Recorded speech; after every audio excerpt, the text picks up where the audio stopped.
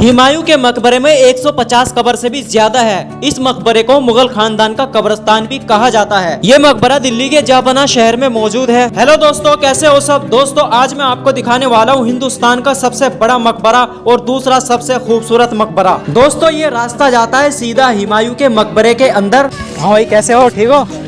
कहाँ से आए? चांदनी चौक से आए हो? अच्छा, पहली बार आए यहाँ पे या पहले भी आ चुके हो? फर्स्ट टाइम आए हो? अच्छा, चलो बढ़िया है, घूमो। गर्मी तो बहुत हो रही है, तो क्या कहना चाहोगे आप? व्यूअर्स को बोल दो गर्मी के लायक नहीं है। दोस्तों ये है बू हलीमा दरवाजा और इसके लेफ्ट साइड में ये है हलीमा का मकबरा। ये मकबरा तो पूरी तरीके से टूट गया है। इसके ऊपर भी कभी छतरी हुआ करती थी।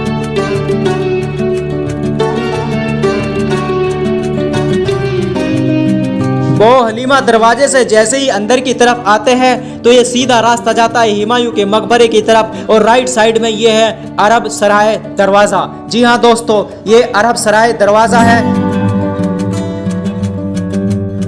दोस्तों ये अरब सराय दरवाजा इसलिए बनाया गया था, जब हुमायूं का मकबरा बनाया जा रहा था तो हुमायूं के मकबरे को बनाने के लिए फारसी कलाकार आए हुए थे। तो उन फारसी कलाकारों के रहने के लिए यहाँ पे ये जगह बनाई गई थी और ये उनके लिए सराय के रूप में काम किया करता था। लेकिन ये जो है ना ऊपर की तरफ से अब इसकी छत जो है वो टूट गई है। ये देख सकते हो खंडर पड़ी हुई है। यहाँ पे कभी गुम्बद हुआ करता था। ये है हुमायूं के मकबरे में एंटर होने का आखिरी दरवाजा। ताजमहल का जो डिजाइन है वो भी यहीं से लिया गया था। हुमायूं के मकबरे की तर्ज पर ही ताजमहल को भी बनाया गया था। दोस्तों दरवाजे के गुंबद में ये एक झुमका लटका हुआ है और इसमें अरबी में कुछ लिखा हुआ भी है। आपको क्लियर दिखाई दे रहा होगा, देख सकते हो आप।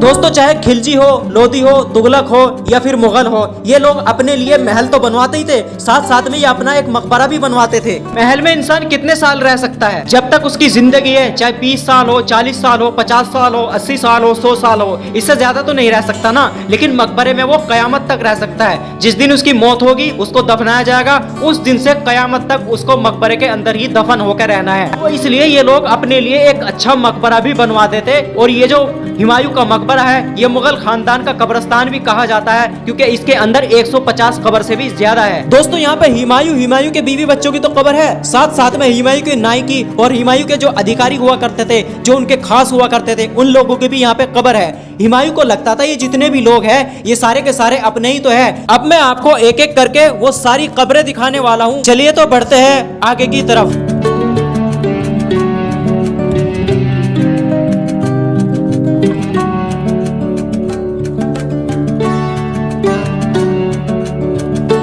ये देख सकते हो यहाँ पर एक कब्र है, ये दरनुमा डिजाइन के अंदर, और इसके सामने एक दरवाजा है, लकड़ी का दरवाजा, ये बंद है। और ये इधर की तरफ भी एक कब्र है, इसका डिजाइन इस वाली कब्र से अलग है। इसके सामने भी एक दरवाजा है, यहाँ पर कब्र नहीं है, यहाँ पर भी दरवाजा है। और इसके आगे की तरफ अगर आते हैं तो यहाँ पर भी एक कब्र है। ये किसकी कब्र है ये यहाँ पे मेंशन नहीं है, उनके नाम मेंशन नहीं है। लेकिन जो मुगल दौर में अधिकारी हुआ करते थे, मुगलों के जो खास हुआ करते थे, ये सारी की सारी कब्रें जो है ये सब उन्हीं लोगों की है।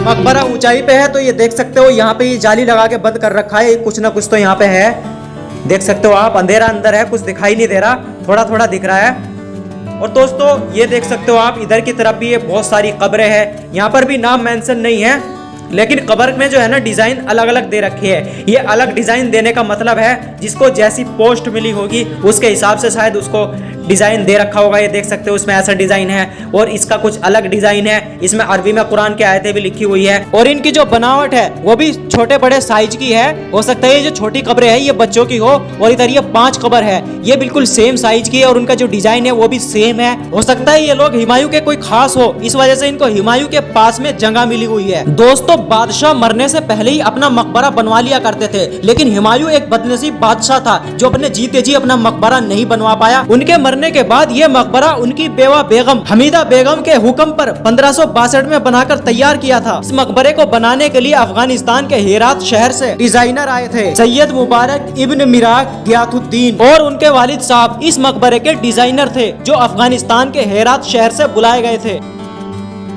सीधा रास्ता जाता है हुमायूं की कब्र की तरफ, और इधर भी 2 कब्र है और इसके लेफ्ट साइड में भी इधर भी 2 या 3 कब्र है। तो पहले हम इधर राइट साइड में चलते हैं और अंदर से मैं आपको इसको दिखाने की कोशिश करता हूँ। चलिए तो चलते हैं अंदर। अंदर अंधेरा है क्योंकि लाइट का इंतजाम नहीं है, बाहर से रोशनी आ रही है। ये देख सकते हो इसके अंदर 3 कब्र है। ये कब्र किसकी है दोस्तों? ये कब्रें किसकी है ये तो यहाँ पे नाम मेंशन नहीं है, लेकिन ये बादशाह हुमायूं के किसी फैमिली मेंबर की ही ये कब्र हो सकती है।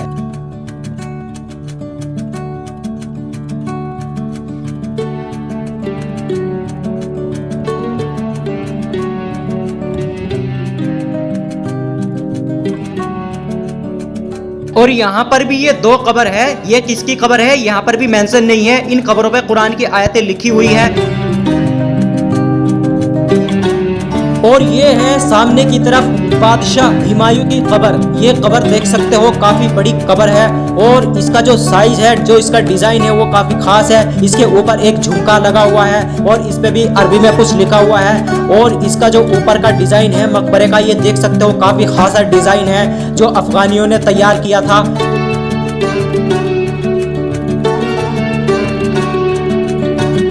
दोस्तों ये है बादशाह हुमायूं की कब्र। बादशाह हुमायूं ने पूरे भारत पे हुकूमत करी थी, लेकिन आज बादशाह हुमायूं इस कब्र के अंदर दफन है। बड़े बड़े बादशाह आए इस दुनिया में और चले गए। और जैसे मैंने पहले आपको 2-2, 3-3 कब्रें दिखाई है, वैसे ही यहाँ पर भी है। ये इधर भी है और इधर भी है। तो चलते हैं इस वाले मकबरे के अंदर। और यहाँ पे किसकी कब्र है, क्या कोई नाम लिखा हुआ है या नहीं लिखा हुआ, या कोई जानकारी यहाँ पे दे रखी है किसकी कब्र है, तो वो हम देखने की कोशिश करेंगे। और मैं आपको इसको पूरी दिखाने की कोशिश करूंगा। ये देख सकते हो यहाँ पे ये 2 कब्र है। बादशाह हुमायूं की 2 बीवी थी, हमीदा बेगम और बू हलीमा। एक कब्र यहाँ पे हमीदा बेगम की हो सकती है और बू हलीमा का जो मकबरा है वो बाहर है, मैंने आपको दिखाया था।